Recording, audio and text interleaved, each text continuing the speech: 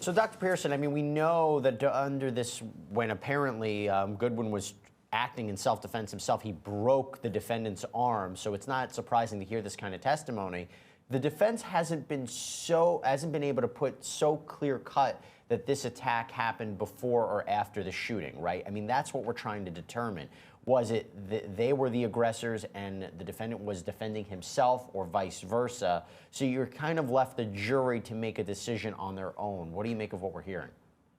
Exactly. You know, there's a distinction between establishing facts versus what those facts mean.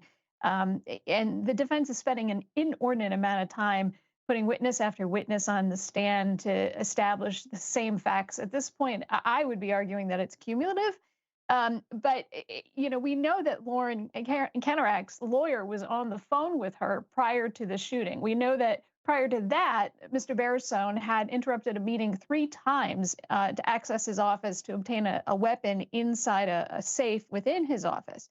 And so, you know, I'm waiting for the defense to draw the connections that it promised the jury at the beginning of this, which is that Mr. Barisone was beaten by Kennerak and Goodwin, and I'm just not seeing it.